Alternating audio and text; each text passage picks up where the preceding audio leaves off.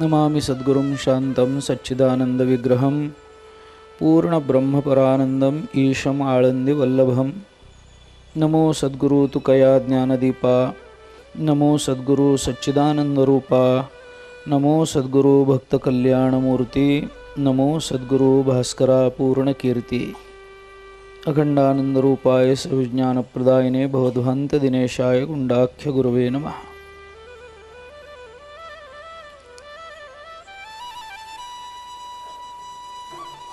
श्रुत्वा हनुमतो वाक्यं यथावदभिभाषितं, रामः प्रीतिसमायुक्तो वाक्यम् उत्तरम् अब्रवीत्। श्री एकनाथ संशोधन मंदिर, श्री गणेश सभा आणि श्री समर्थ राम मंदिराच्या संयुक्त विद्यमानं श्री एकनाथ संशोधन मंदिराच्या अमृत महोत्सवी वर्षाच्या प्रारंभाला आपण भगवान श्री रामचंद्र प्रभूंच्या चरित्राचं चिंतन करतो आहोत। रामप्रभूंचं चरित्र हे जीवनाला दिशा देणारं आहे। हे चरित्र केवळ लीलांनी भरलेलं नाही, तर या चरित्रातला अनुभव, या चरित्राचं आचरण हे आपल्या जीवनामध्ये मानवाला सहजतेनं करता येण्यासारखं आहे। एखाद्या गृहस्थाश्रमी व्यक्तीचं चरित्र असावं तसं रामचरित्र आपल्या समोर अभिव्यक्त करण्यात आलेलं आहे। परंतु हे सगळं करत असताना रामचंद्र प्रभूंचं देवत्व मात्र कुठेही झाकून राहिलेलं नाही। रामचंद्र प्रभूंनी आपल्या जीवनामध्ये जे जे दुःख सोसलं, ज्या ज्या पद्धतीनं त्या दुःखाला, ज्या विचारानं ते सामोरे गेले, जो जो विचार त्यांच्या जीवनामध्ये प्रत्येक समस्येमध्ये उद्भूत झाला, तो प्रत्येक विचार मानवी जीवनाचं कल्याण करणारा आहे। कारण माणसाच्या जीवनाची धन्यता ही विचाराने होते। मनुष्य म्हणून जन्माला येणं हे त्याचं जरी प्रारब्ध असलं, तरी जन्म आणि मरण याच्या मधल्या काळाला जे जीवन असं म्हणतात, त्या मधल्या काळामध्ये प्रयत्नानं आणि भगवंताच्या चरणाविषयीच्या अत्यंतिक श्रद्धेनं आणि संतांच्या कृपा आशीर्वादानं आपलं जीवन त्याला दिव्य बनवता येत असतं।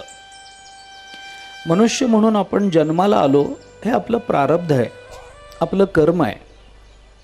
त्याची कारणं, पापपुण्याची समानता वगैरे काही जरी सांगितली जात असली तरीसुद्धा मनुष्य म्हणून जन्माला आलो ही गोष्ट खरी आहे।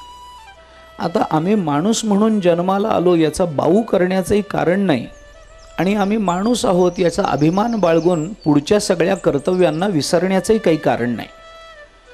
माणूस म्हणून जन्माला आलो असू तर आपलं मनुष्यत्व अबाधित ठेवणं, मनुष्य धर्माचं यथाशक्ती पालन करणं आणि त्यातून बाहेर पडून आपलं जीवन जगत कल्याणाकरता दिव्य रूपानं शिल्लक ठेवणं, हे ज्या विचारानं, ज्या ज्ञानानं, ज्या भक्तीनं आपल्याला करता येणं शक्य आहे, ते सगळे प्रयत्न आपल्या जीवनामध्ये आपण जगत कल्याणार्थ केले पाहिजेत, याचा अतिशय चांगला विचार रामचंद्र प्रभूंच्या जीवनचरित्रातून प्रकट झाला।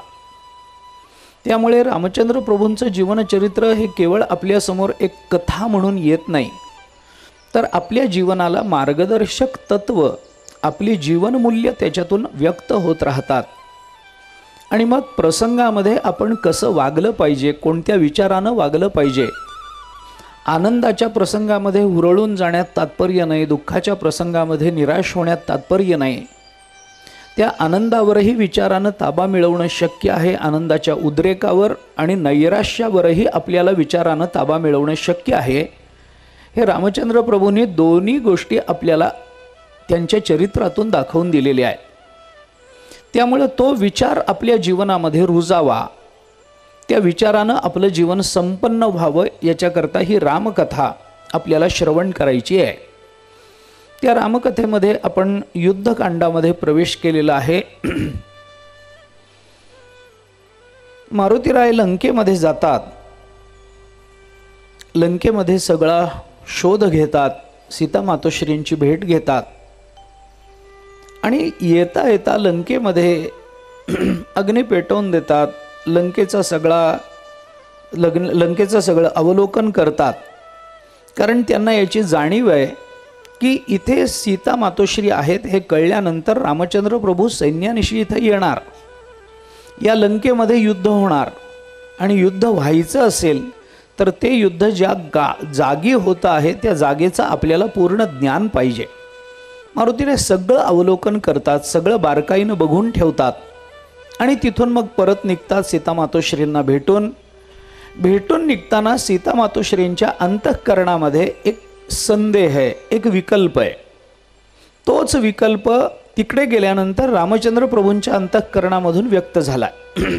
विकल्प अगदी सरळ आणि स्वाभाविक आहे. तो म्हणजे एवढं सगळं झालं, तू इथे आलास, माझी भेट घेतलीस, माझं शोधन केलंस, मी इथे आहे हे तू जाऊन त्यांना सांगशीलही. परंतु सीता मातोश्री म्हणतात, हा मधला जो समुद्र आहे ना, तो समुद्र उल्लंघून येणं याबद्दल माझ्या अंतःकरणामध्ये चिंता आहे. कसं जमेल यांना, कसं जमेल? एवढा मोठा समुद्र, रावणाचं वेगळं होतं, तो रथ घेऊन आला होता, त्याचा रथ तशा अर्थाचा दिव्य होता, यांच्याकडे काही रथ नाही, हे तपस्व्याच्या भूमिकेमध्ये आहेत, त्या वेशामध्ये विचरण त्यांचं चालू आहे, आणि मी इथे आहे हे जरी त्यांना कळलं आणि तुझ्यासारख्याची जरी भेट झालेली असली तरीसुद्धा त्यांचं इथं येणं मला जरा अवघड वाटतं आहे. हा संशय बोलून दाखवल्यानंतर मारुतीरायांनी त्यांना सांगितलं, तुम्ही त्याची चिंता करण्याचं कारण नाही आहे, प्रभू येतील, प्रभूंचं सामर्थ्य अलौकिक आहे, अगाध आहे, आणि मी जसा आलो तसं प्रभूंना घेऊन इथं येणं हेही मला अवघड नाही. काहीतरी अंतःकरणामध्ये विश्वास निर्माण झाला पाहिजे, याच्याकरता मारुतीरायांनी सीता मातोश्रींना समजवलं आहे. गंमत अशी असते की मनुष्य कार्य सुरू करण्याच्या आधीच आपल्याकडून हे होईल की नाही या संबंधामध्ये स्वतःच्याच अंतःकरणामध्ये विकल्प निर्माण करत राहतो. या विकल्पाचा परिणाम असा होतो की हा विकल्प आपल्या आत्मविश्वासाला मारक ठरतो, आणि विकल्पानं आपली बौद्धिक शक्ती हळूहळू ज्या पद्धतीचं विधायक कार्य करण्याकरता खर्च होणं अपेक्षित असतं तिकडे खर्च न होता विकल्पाच्या विचारामध्ये आमची बहुतांश बौद्धिक शक्ती खर्च होते. आणि एकदा तशी आपली बौद्धिक शक्ती विकल्प आणि संशयाच्या विचारामध्ये खर्च व्हायला लागली की मग आपल्याकडून विधायक कार्याकरता आवश्यक असणारं सामर्थ्य व्यक्त होऊ शकत नाही, आणि परिणामतः आपलं जीवन नैराश्यानं ग्रस्त होऊन जात असतं.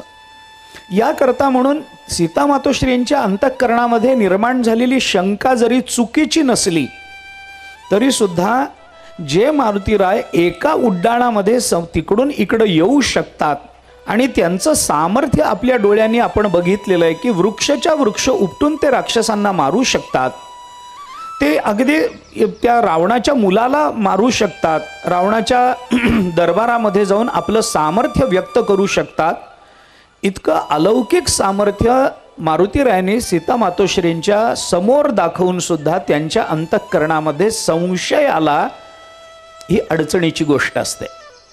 आपल्याला ज्ञात काहीच नसताना संशय येऊ नये असं कधीच नसतं. संशय येणं हे बुद्धिमत्तेचंच लक्षण आहे, याच्याबद्दल वाद नाही. कुणालाही संशय येत नाही, ज्याला बुद्धी असते तोच संशय घेतो.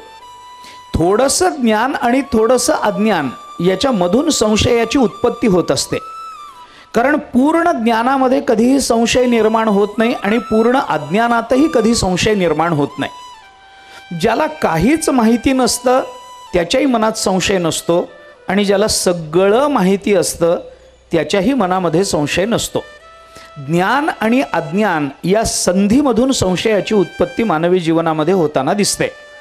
सामान्य उदाहरण सांगायचं झालं तर वर्गामध्ये गुरुजी जेव्हा 5 गुणिले 3 बरोबर 15 असं त्या फळ्यावर लिहून दाखवतात तेव्हा पहिल्या बाकावर बसलेल्या विद्यार्थ्याच्या मनात कधीही संशय येत नसतो की हे असं कसं झालं, कारण त्याचे पाढेपाठ असतात. आणि सगळ्यात शेवटच्या बाकावर बसलेला जो विद्यार्थी आहे ना त्याच्याही मनात कधी संशय येत नाही, कारण त्याला 5ही माहीत नाही, 3ही माहीत नाही, गुणिलेही माहीत नाही, 15ही माहीत नाही. येईल कशावर संशय? या दोघांच्या मध्ये बसलेला जो विद्यार्थी असतो ना तो म्हणतो मला 5, 3 आणि 15 हे आकडे कळलेत, पण ही मध्ये मारलेली फुली काय आहे हे मला कळत नाही, तेवढं समजावून सांगा. गीतेमध्ये धृतराष्ट्राच्या अंतःकरणात कधीही संशय निर्माण झाला नाही आणि संजयाच्याही अंतःकरणात कधीही संशय निर्माण झाला नाही. संशय निर्माण झाला तो अर्जुनाच्या मनात, कारण धृतराष्ट्राला काही घेणं देणंच नव्हतं म्हणून संशय नव्हता आणि संजयाला सगळंच कळत होतं म्हणून संशय नव्हता. अर्जुनाच्या अंतःकरणामध्ये संशय निर्माण झाला. संशय निर्माण होणं हे बुद्धिमत्तेचं, ज्ञानाचं जरी लक्षण असलं तरी संशय निर्माण होणं हा दोष नाही. निर्माण झालेला संशय निवृत्त न करणं हा दोष आहे. मनात शंका येऊ नये असं नाही, शंका आल्या पाहिजे. त्या कशाबद्दलही आल्या पाहिजेत. त्या प्रपंचाबद्दल येऊ द्या, पारमार्थिक येऊ द्या, कर्तव्याच्या संबंधानं येऊ द्या, नीतीच्या संबंधानं येऊ द्या, युक्तायुक्ततेच्या संबंधानं येऊ द्या, आत्मानात्मतेच्या संबंधाने येऊ द्या. संशय निर्माण होणं ही अडचण नाही आहे. निर्माण झालेला संशय आपल्या चौकस बुद्धीनं आणि आपल्या प्रयत्नानं निवृत्त करून न घेता ती संशयाची बीज तशीच अंतःकरणामध्ये ठेवून जगणं हा मात्र मानवी जीवनातला दोष मानता येतो. आणि म्हणून सीता मातोश्री आपल्या अंतःकरणातला संशय जेव्हा व्यक्त करून दाखवतात त्यावेळेला मारुतीरायांना थोडंसं आश्चर्य वाटतं. मी तिथून एका उडीत तिथं आलो हे त्यांना मी सांगितलंय. माझं शारीरिक सामर्थ्य त्यांच्या समोर मी व्यक्त केलेलं आहे. सगळी लंका मी जाळून दाखवलेली आहे आणि इतकं सगळं अनुकूल असं शौर्य मी दाखवलेलं असताना सुद्धा रामचंद्र प्रभू तिकडून इकडं कसे येतील असं यांना संशय यावा याचं त्यांना आश्चर्य वाटतं. आश्चर्य वाटण्याच्या मागे कारण एवढंच आहे की एकतर मी सामर्थ्य संपन्न आहे आणि माझं साह्य घेऊन ते इकडं येऊ शकतील हा एक विचार. आणि मारुतीराय बोलून दाखवतात की रामचंद्र प्रभूंच्या कृपेनं जर मी हे करू शकतो तर ते स्वतः काही करू शकणार नाहीत का? तेही हे सगळं ज्यांची कृपा एवढं कार्य करायला भाग पाडते ते स्वतःंना त्यांना कोणता प्रतिबंध येईल, कोणती अडचण येईल तुम्ही चिंता करण्याचं कारण नाही. त्यांनी सीता मातोश्रींना आश्वस्त केलं आणि मारुतीराय तिथून निघाले. परत आल्यानंतर जांबुवंत अंगद पहिल्यांदा भेटले. भेटून झाल्यानंतर त्याने सगळं विचारल्यानंतर ह्याने सगळं सांगून दिलं. कसा गेलो तिथपर्यंत, काय केलं, काय काय बघितलं, काय नाही, हे सगळं त्यांनी सांगून दिलं. आणि सगळं सांगून झाल्याच्या नंतर मग हे जेव्हा निघाले तेव्हा मध्ये रस्त्यामध्ये वन लागलं. त्या वनामध्ये ही सगळी वानरं गेली. मारुतीरायांच्या आज्ञेनं त्या सगळ्या वनाची नासधूस केली आणि ते वन सुग्रीवाच्या मालकीचं होतं. सुग्रीवाचा जो तिथे ठेवलेला जो सेवक होता, तो माळी होता, तो आला. त्याने या सगळ्यांना प्रतिबंध करण्याचा प्रयत्न केला. या सगळ्या वानरांनी मिळून त्यालाच पकडून धुपटून काढलं. आणि मग त्या माळेने तक्रार केली सुग्रीवाजवळ, असं असं झालंय, सगळे वानर आहेत, आपल्या सगळ्या वनाचा विध्वंस केलेला आहे, उपवनाचा, अत्यंत सुशोभित असणारं ते वन आहे. त्याने विचारलं कोण कोण आहे तिथं? आणि मग त्या माळेने सांगितलं सगळेच वानर आहेत आणि मारुतीराय आहेत. मारुतीराय आहेत ना, हनुमान आहे ना तिथे? सुग्रीवाने विचारलं हो, त्यांच्याच साक्षीनं सगळं चाललंय. हे म्हणल्यावर सुग्रीवाने सांगितलं मग चिंता करण्याचं कारण नाही. हनुमान तिथे आहे आणि वानर सगळे विध्वंस करतात याचा अर्थ त्यांनी आणलेली बातमी नक्की चांगली आहे. आता चिंता करण्याचं कारण नाही. मारुतीरायांच्या उपस्थितीमध्ये विद्वान उपस्थित असावा आणि एखाद्याकडून काही गैरवर्तन झालं तरी तो विद्वान तिथं आहे या विश्वासाच्या बळावर त्या गैरवर्तनाला सुद्धा अनुकूल संकेताच्या दृष्टीनं विचारात घेता येऊ शकतं. हे आपल्याला त्या सुग्रीवाच्या विचारातून कळून येतं. मनामध्ये विकल्प येतात, असं झालंय, तसं झालंय, त्यांनी असं केलंय, त्यांनी तसं केलंय.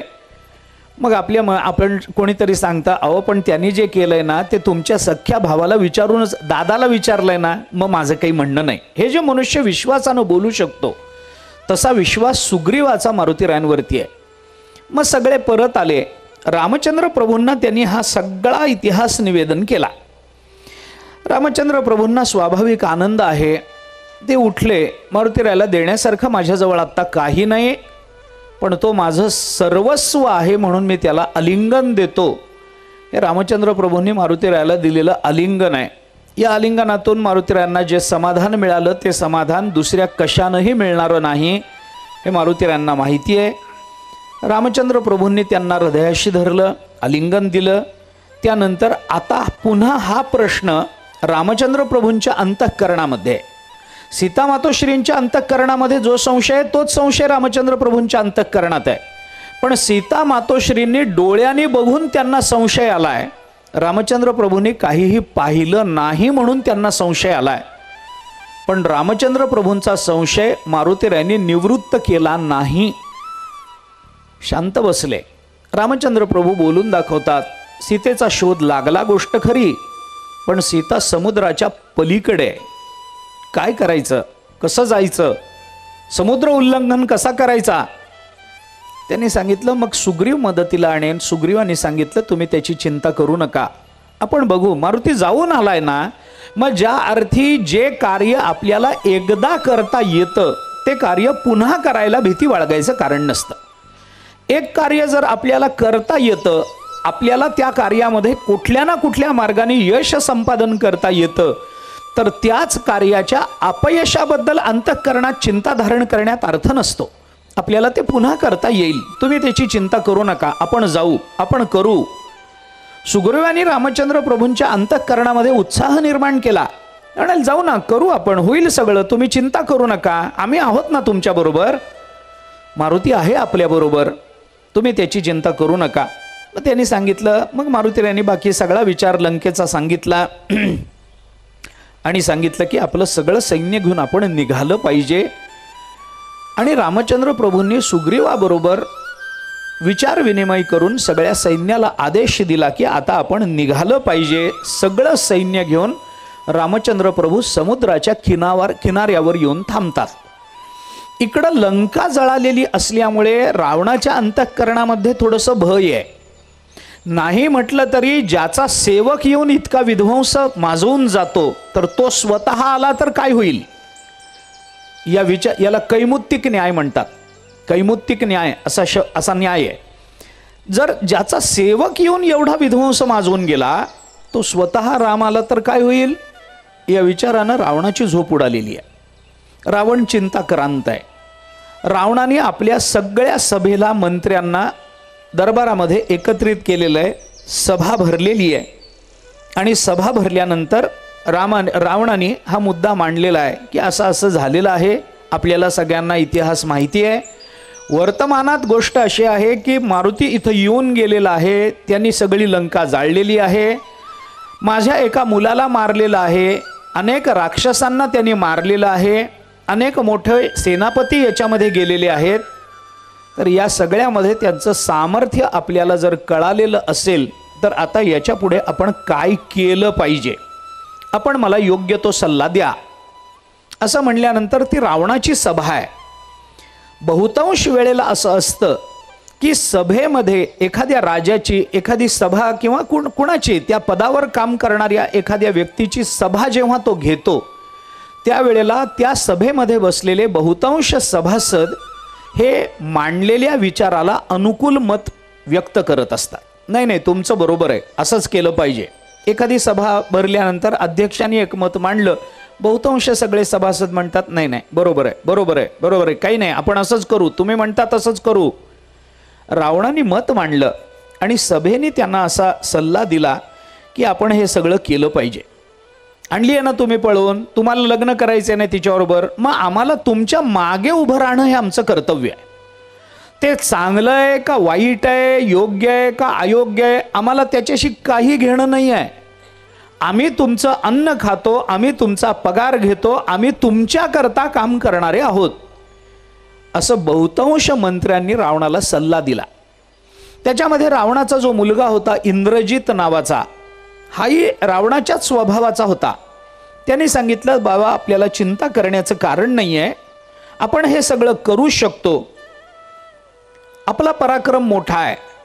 आत्तापर्यंत तुम्ही देवतांना सुद्धा स्वतःच्या बंदिखान्यात ठेवलंय, गंधर्व तुमची सेवा करतात, तुम्हाला स्वतःला ज्ञान आहे, तुम्हाला स्वतःला युद्धाचा अनुभव आहे, तुम्ही त्याची चिंता करू नका, मी तुमच्या बरोबर आहे, आपलं सगळं सैन्य चांगलं आहे, ते आपल्या बरोबर आहे, तुम्ही त्याचा विचार करू नका, आपण रामावरती निश्चित विजय मिळवू शकतो. आपल्या पराक्रमाचा, आपल्या बलाचा आढावा आपण घ्या. त्यांच्याकडे काय आहे? एक वानर येतो आणि तो वानर आपला इथं सगळा उद्ध्वस्त करून जातो आपली बाग. एवढ्या एका घटनेवरून आपल्याला त्यांना घाबरण्याचं काय कारण आहे? काही कारण नाही, काहीच कारण नाही. होतं एखाद्या वेळेला असं, सामान्य मनुष्य सुद्धा एखाद्या वेळेला अतुलनीय कार्य करून जाऊ शकतो. आपला गलथानपणा त्याला कारण असेल, काही असेल, आपण त्याला नीट व्यवस्थित काही युद्ध केलं नसेल, आपण त्याला नीट अडकवलं नसेल, मला ब्रह्मास्त्र वापरावं लागलं असेल, काही जरी झालं तरी एका घटनेवरून लगेच निष्कर्षापर्यंत येण्याचं काय कारण आहे? आपला पराक्रम, आपलं बळ मोठं आहे, आपण त्यांच्याबरोबर युद्ध करू, रामाला पराजित करू, तुम्ही चिंता करू नका, आपल्याला हे सगळं करता येईल. हा विश्वास इंद्रजिताने रावणाच्या अंतःकरणामध्ये जागवला. त्यानंतर मग बाकी सभेमध्ये बसणारे हे प्रहस्त, वज्रद्रंष्ट, निकुंभ वगैरे हे सगळे जे होते मंत्री, त्यांनी रावणाला सांगितलं की इंद्रजित म्हणतोय ते बरोबर आहे, तुम्ही त्याची चिंता करू नका, आपण त्याच्यावर विजय मिळवू शकतो, आपण रामाची सेना सगळी परास्त करू. अहो आहेच काय त्या सेनेमध्ये? सगळे वानर आहेत आणि वानरांना पराजित करणं आपल्याला अवघड नाही आहे, आपण सहज ते करू शकतो, तुम्ही चिंता करू नका, असं सगळ्यांनी सांगितलं. आणि त्या सभेमध्ये एक मंत्री होते, ते मंत्री उठून उभे राहिले, ते आहेत बिभीषण. बिभीषण उठून उभे राहिले आणि बिभीषणाने सांगितलं, माझं मत या सगळ्यापेक्षा थोडंसं वेगळं आहे. काय मत आहे तुझं? बिभीषणाने सांगितलं, मला असं वाटतं की झालेली घटना अनुचित आहे. तुम्ही रामाची पत्नी पळवून आणण्याचं काहीच कारण नव्हतं. तुमच्या एकाच्या अंतःकरणातल्या कामामुळं सगळ्या राज्याला दुःख भोगावं लागतं आहे, हा विचार राजांनी केला पाहिजे.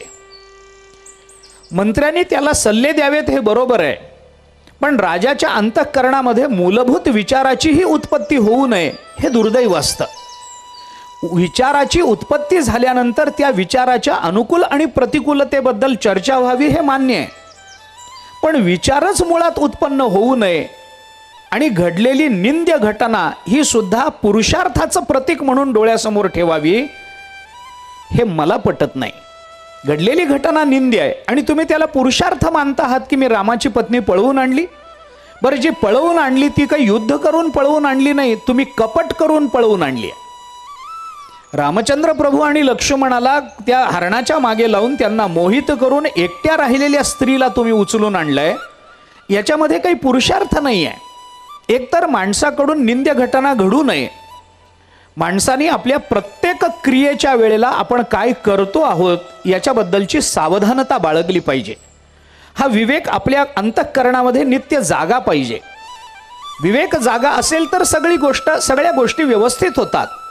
माणसाचा विवेक असून सुद्धा जर मनुष्य त्याच्याकडे दुर्लक्ष करत असेल तर माणसाला अधःपतनाला जायला वेळ लागत नाही. आपला विवेक आपण जागवला पाहिजे. त्या दासगणू महाराजांचं एक पद आहे पहा. दासगणू महाराजांनी म्हटलंय, विवेक निशिदिनी धरा दादांनो, विवेक निशिदिनी धरा. विवेक आपल्या अंतःकरणामध्ये निशिदिनी रात्रंदिवस तो विवेक जागा पाहिजे. रात्रंदिवस. आप्पा त्याबद्दल उदाहरण देताना असं म्हणायचे की मनुष्याला शिंक येते. ही शिंक काय सांगून येते का? मी यायला लागले, तुम्ही तयार राहा, असं काही सांगून येते का? काही येत नाही. कधीही येते, कुठे येऊ शकते, धुळीनं येते, काही ॲलर्जी झाली तर येते, कशा शिंक येते. मग शिंक आली की माणसं उंबरठ्यावर शिंकू नका, दारात उभं राहून शिंकू नका, बरं तुम्ही इकडं तोंड करून शिंकू नका. काय होतं उंबरठ्यावर शिंकल्याने? काय होतं? काय होतं? काय माणसं म्हणतात असं काही होत नाही. मी प्रवचनात सांगतो तुम्हाला, काही होत नसतं. उंबरठ्यावर शिंका, दारात शिंका, तुम्ही वाटेल तिथे शिंका, काही त्याच्याने होत नाही. अरे ती एक नैसर्गिक क्रिया आहे, ती होणं स्वाभाविक आहे. मग का असं सांगितलं जातं? काही नाही, हे सांगण्यामध्ये आपल्या अंतःकरणावर याचा संस्कार आहे की जर अचानक एखादी घटना आपल्या जीवनामध्ये घडत असेल तरी सुद्धा आपण काय, कुठे, काळ, वेळ याचं भान आपल्याला असलं पाहिजे. आपण सावध असलं पाहिजे. मग शिंक येते पटकन आपल्याला कळलं पाहिजे की आपण कुठे उभे आहोत, दारात आहोत का बाहेर आहोत, हे आपल्याला देशकाळाचं भान पाहिजे. सावध लागतो माणूस. सावधानता असेल तर त्याचा उपयोग होतो, नाहीतर उपयोग होत नाही.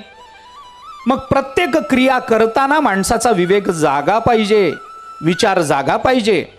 आणि जर तसं होत नसेल आणि माणसाकडून उत्स्फूर्ततेनं एखादी क्रिया घडत असेल, काम निर्माण, अंतःकरणामध्ये काम निर्माण झाला, कदाचित पूर्वजन्माच्या पापाचा तो परिणाम असेल, नाही असं नाही. कदाचित काम हा सुद्धा नैसर्गिक असल्यामुळे काही कारणानं तो उद्दीपित झाला असेल, हा निसर्ग म्हणूनही मान्य आहे. परंतु काम निर्माण झाल्यानंतर त्या कामाला जर धर्माची जोड देता आली तरच तो काम जीवनाचं कल्याण करतो. अधर्मानं युक्त असणारा काम जीवनाची धन्यता करत नाही. धर्माविरुद्ध भूतेषु कामोस्मी भरतर्षभ, 7व्या अध्यायामध्ये भगवान जे बोलले ना, धर्माला अविरुद्ध असणारा काम, अर्जुना ती माझी विभूती आहे. तो काम म्हणजे मी आहे, जो धर्माला अविरुद्ध आहे. धर्माला विरोध करणारा काम नको. मग आम्हाला आमची बुद्धी जागी ठेवली पाहिजे, विवेक जागा पाहिजे. तुमच्याकडून निंद्य घटना घडली, तुम्हाला हे कळायला हवं होतं की आपण दुसऱ्या कुणाचीच पत्नी उचलून आणायला नको, आणि तुम्ही ज्याची आणली तो तर प्रत्यक्ष परमात्मा आहे. माणसाचा अपराध केलात एक वेळ मान्य आहे, तुमच्या सामर्थ्यानं, तुमच्या बलानं कदाचित तो अपराध तुम्ही दूर करू शकाल, लोक तुमच्याबद्दल तक्रार करणार नाहीत. पण तुम्ही प्रत्यक्ष भगवंताचा अपराध करता आहात, याला क्षमा नाही. तुम्ही हे केलं ते बरोबर केलं नाही. घडलेली घटना निंद्य आहे, अनैतिक आहे. आणि त्याहीपेक्षा मोठं दुर्दैव हे आहे की जी घटना दुर्दैवी आहे, निंद्य आहे, अनैतिक आहे, त्या अनैतिक घटनेलाच तुम्ही पुरुषार्थ मानता आहात. दुसऱ्याची पत्नी उचलून आणण्यामध्ये कसला पुरुषार्थ आहे? काय तुम्ही करता आहात? भगवंताची पत्नी उचलून आणली म्हणजे काय फार मोठा पुरुषार्थ गाजवला काय तुम्ही? ताकद, तुमचा पुरुषार्थ त्या वेळेला पुरुषार्थ ठरला असता ज्या वेळेला तुम्ही भगवंताची पत्नी सोडून भगवंतालाच उचलून आणलं असतं तर.